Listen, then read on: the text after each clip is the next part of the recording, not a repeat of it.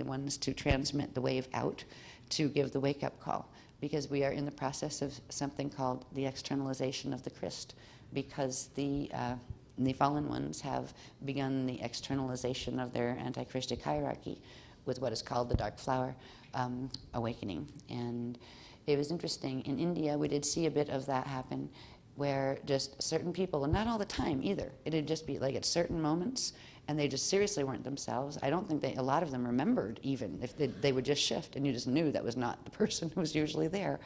And you could feel the really nasty frequency sometimes that was running. And it wasn't that people were trying to be mean or bad or anything. It was that they had trackers. And the trackers, called the Fatali, they track you through numbers of lifetimes. They target Christics, especially Phims, actually, because Phims are the ones that carry the plasma abilities. And if it turns on, they can protect not only themselves, but a lot of other life forms too. So what the Fatali like to do is track Phims and intercept them and their activation of their lotus system, their internal biology, before it activates to the plasma stage, when it's just starting to activate on the light body stage, and before the plasma kicks in. So they go in and they literally use frequency to reverse the light body structures, which will reverse the flowering structures that would normally be our living lotus generators inside of ourselves. And that has begun, they have begun the waves of activating their Fatali. And the they is, they're actually what people call demons. They're not just FAs. There's FAs and there's FAs and there's FAs. And then there's demon folk, right? They're a whole different category of FA. They're ones who chose to do that. They chose to, the path that they're on. They enjoy the path that they're on. They have no interest whatsoever in changing that path. And they're pretty much more scheming and more intelligent than most FAs that you'll find. They have more resources available, and a lot of them had once upon a time been Phims that came out and got entangled in the dramas in the outer matrices, and they had the abilities of plasma body at the time, and they lost the abilities to run core plasmas when they went into fall and their codes reversed, but they still have the ability to do some of the things with the lotus systems that became other types of flowers, the dark flowers. That don't look like lotuses. They do other things, and they suck energy off life forms and that kind of thing.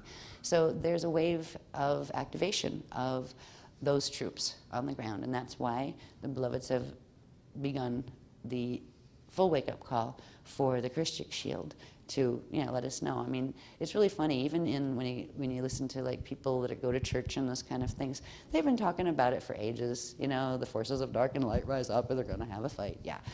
Well, kind of, yeah. It's happening. It's been happening, but it's going to be happening more so. And they want us to be prepared. One of the things to be prepared is be able to, first of all, protect your own self. And we're going through natural activations. We're hitting a level where we would naturally start kicking in with the light body level of our lotus is activating, because we're running enough frequency to do that.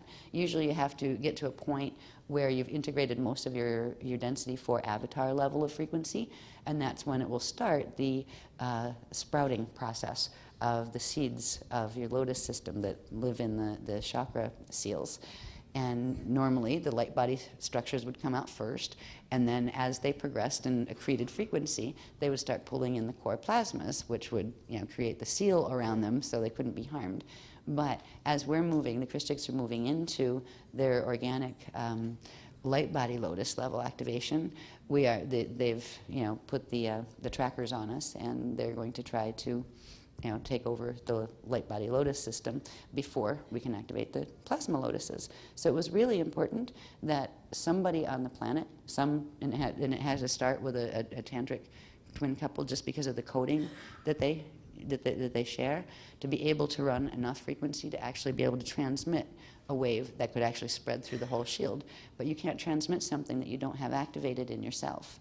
So the process that we went through had to do with getting our own systems activated on the plasma body level so that we would be able to transmit to you on behalf of the beloveds. So you can get the frequencies that will begin the process. It's almost like, I remember getting a visual on it where you could see the little seed crystal seals that hold the vortices of your chakras together in your central vertical column.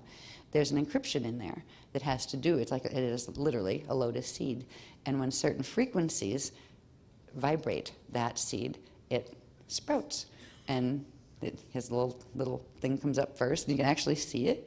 And at a certain point, there will be little buds that come out, and they look like baby chakras. I don't know if some people have seen what baby chakras look like, where they look like little buds that are closed at first, and then they slowly open their little vortices. But you have your vortices already open, but there'll be this like little bud that happens. I remember seeing it, actually, and I didn't know what I was seeing because they hadn't taught us any of this information yet about the lotuses or any of that. But I remember seeing it in my tantric twin, and I'm going, neat, what is that? That usually happens, that's usually like babies do that, like baby chakras do that. So it was like, that was in India, and when we got back from India, they taught me the things that I will be teaching you about the lotus structures. It was one of the most exciting parts of what I've learned. The training part was kind of wacky because it was like, go through this first and then we'll let you know what it was about. So I would have preferred to read the book and be prepared, but then at least you'll have that advantage. You get to see some of the things and like, oh, this is going to go this way and that's going to go that way. So if I see this happening in my, especially when I'm doing my journeys and stuff, I don't have to be paranoid and afraid because there's strange things happening up in temple, that kind of thing. So you're forewarned. Now this I just put up here, not really to talk about much, just as a starting point, where we talked about the path of the Majita, the Adashya benders. And benders and menders and blenders, and the Tantriaja are the blenders. They're the ones that carry, and it depends on which level of shield you're in, whether you're of the violet suns, the green suns, or the white-blue suns, which are the aquiline suns. Which level of coding you carry will determine how deeply a blend you could have. The highest level of blend has to do with a group called the Reyes, and they're able to actually go into shape-shifting transfiguration when they're fully activated, where they can literally blend and become one identity. They started as one identity, so they can blend back into being one. So there are different levels of blend. There's like melt first, and then it starts going into blend.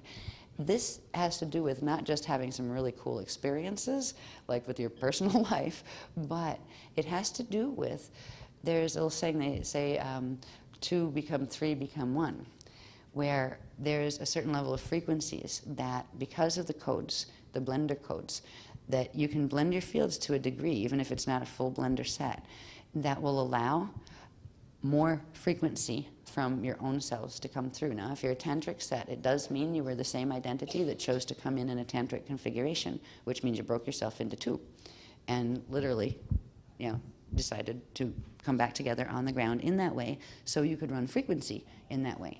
Because the quantum amplification that can occur in the configuration of a tantric set and also fontic sets.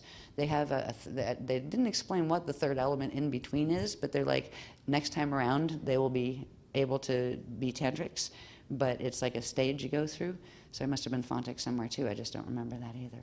But this all has to do with coming in with massive grid commissions that have to do with shields that save billions of life forms, not just on this planet, but across numerous different galaxies, where we have the ability, because of those blend codes, we have the ability to bring more of our Christ-er in. Now, if we had been a being who went through the whole Adashi process of ascension to the point where we became Christ-ers, we have a huge amount of energy, a huge quantum of consciousness. We would be able to break that down again and bring it in, and the most powerful way to do that is in the tantric set, actually, where you can anchor first. You've got two parts of yourself there. Then you open the currents through them, and if you're coded all the way up to, like, let's say the highest coding of the highest sun, just let's use that for an example right now, you would be able to bring in massive amounts of core plasma frequencies. The core plasma frequencies from the internal reality are the strongest force in the cosmos. They're stronger than any of the external frequencies that run. So you would have amazing ability to bring power into wherever you were coming in order to serve the mission that you came for. And that's why we were really allowed, actually, to carry that kind of privilege, because it is a privilege to be able to carry that kind of power in manifest systems down here.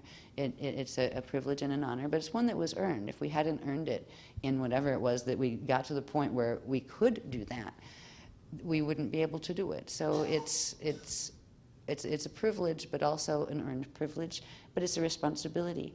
It's a beautiful experience, and most of what I'm speaking from has just been vertical. We're on the horizontal, my tantric and I are just getting to know each other, and it's really sweet and nice and stuff, and but vertically, it's he woke me up there, and it's an amazing experience when you start to do an actual blend, when you actually feel your own body shape-shifting into, and another person like shape-shifting into with you, and you both turn into a form that's different than both of you.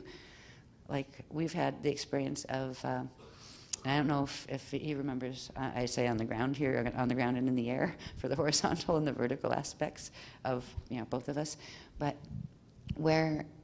because we have to do with one of the groups called the EFF-I'm, when we do full blend, we go through a phase where we look like hominids with wings, and then that blends further, and it goes into a stingray form.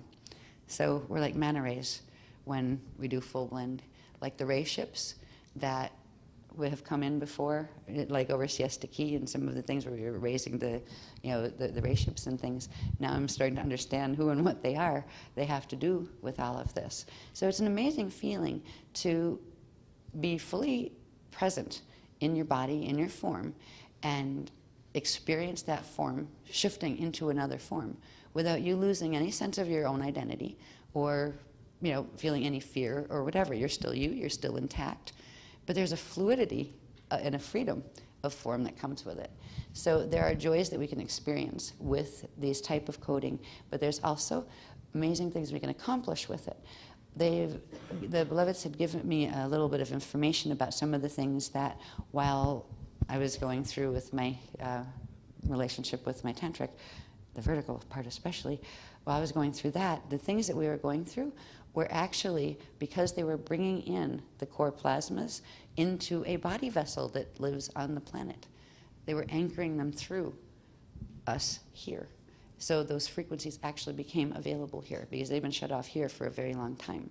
So each one of us that is connected to Phim gates, that is an incarnation of a Phim. And even if you're not, you can be part Phim too. There are some people that are like, part like angelic human and part Phim and that kind of stuff, but you'd still have the Phim codes.